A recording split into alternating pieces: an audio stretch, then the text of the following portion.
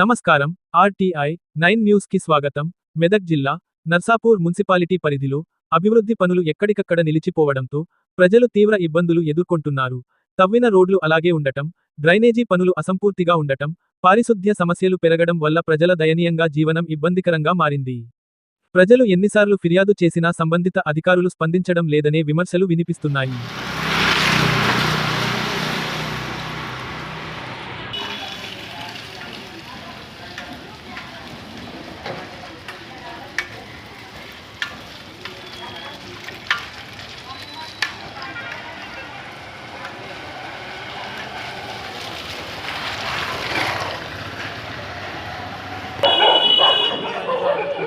Road మంచిగా లేదు, పిల్లల స్కూల్ పోనీకి రానికి మాకు తవ్వాల్సి బాగాలేదు.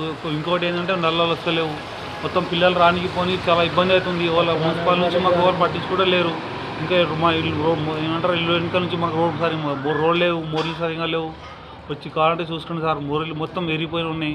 ఈ గల్లీలో మొత్తం సార్ మొత్తం మోరీలు అంటే మోరీలు సరిగా లేవు, మొత్తం వాటర్ సరిగా పోవు, మొత్తం దోమలు రోగాలు లీగాలు అన్ని పిల్లలు మొత్తం ఆగమాగం మొత్తం చెత్త తీసిన చెత్త మొత్తం అట్లా ఉంటుంది, తీసుకుపోలేదు. అసలు దాదాపుగా 2 నెలల సమయం కావస్తుంది. జూన్ 1 రోజు దీనికి ముహూర్తం పెట్టారు.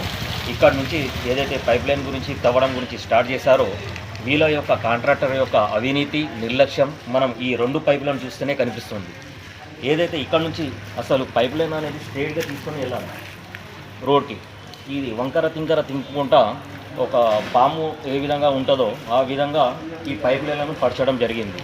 సరే, ఈ పైప్ లైన్ పరిచారు కదా, అక్కడ లోపల కూడా ఏదైనా దానికి సరైనటువంటి పైపు మధ్యలో ఏదైతే మ్యాన్ హోల్స్ కట్టారో ఆ మ్యాన్ హోల్స్ కింద కూడా వాళ్ళు కంకర సిమెంట్తోని ప్లాస్టరింగ్ అనే పనులైనా చేశారా అంటే అది కూడా లేదు.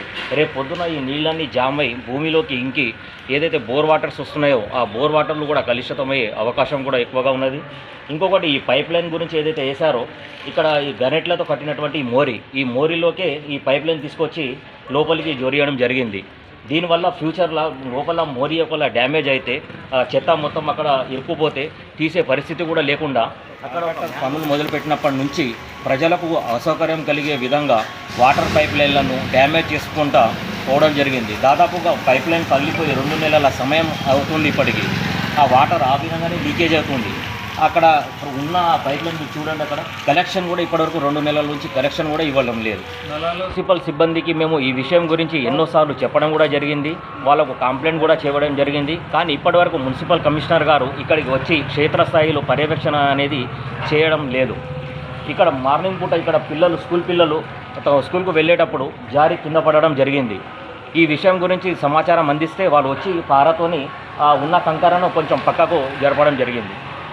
మున్సిపల్ అధికారులు అయితే నిర్లక్ష్యం అయితే మనకు క్లియర్గా ఇక్కడ కనిపిస్తుంది. అధికారులు క్షేత్రస్థాయిలో వచ్చి ప్రజలు ఎదుర్కొంటున్నటువంటి సమస్యలు ఏమిటి? నల్లకు ట్యాక్సులు తీసుకోవడం లేదా, ఇంటికి ట్యాక్సులు తీసుకోవడం లేదా? మరి ట్యాక్సులు తీసుకునేటప్పుడు వాళ్ళకు కనీస సౌకర్యాలు ఏర్పాటు చేసే బాధ్యత మున్సిపల్ సిబ్బందికి ఉంది కదా. కమిషనర్ గారు మీరు ఆఫీసులో కాదు క్షేత్రస్థాయిలో పర్యవేక్షించండి, ఇక్కడ జరుగుతున్నటువంటి లోటుపాట్లు ఏమిటి.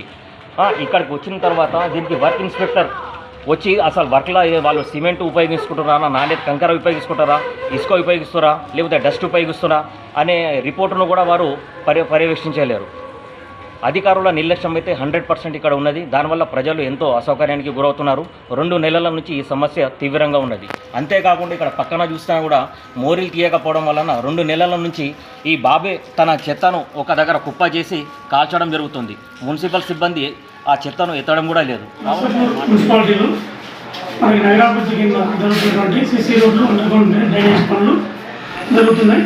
ఇందులో భాగంగా అన్ని వార్డుల్లో కూడా అండర్గ్రౌండ్ డ్రైనేజీలు స్టార్ట్ అయినాయి, అన్నీ కూడా జరుగుతున్నాయి, పనులు నడుస్తున్నాయి. కొన్ని వార్డులు ఆల్రెడీ కంప్లీట్ అయిన దగ్గర మనం ఆల్రెడీ వాటిని క్లోజ్ చేసినాం అండర్గ్రౌండ్ డ్రైనేజీ. దాని తర్వాత మట్టి అనేది వర్షాకాలంలో వర్షపడడం వల్ల కొంచెం బుద్ధమయంగా మారి ప్రజలకు నడవడానికి ఇబ్బంది ఉందని మనకు కొన్ని కంప్లైంట్ వచ్చినాయి. అవి మేము పరిశీలించినాం, అది వాస్తవం.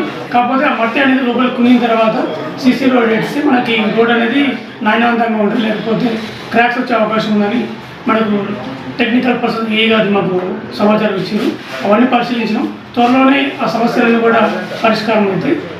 వితిన్ 15 డేస్లోనే మనకి సీసీ రోడ్స్ కూడా లేయింగ్ ఇవ్వడం జరుగుతుంది. దాని తర్వాత మనకి నర్సాపూర్ పట్టణం అనేది మనకి అందరికీ అనుకూలంగా సౌకర్యవంతంగా ఉంటుంది. Thank you.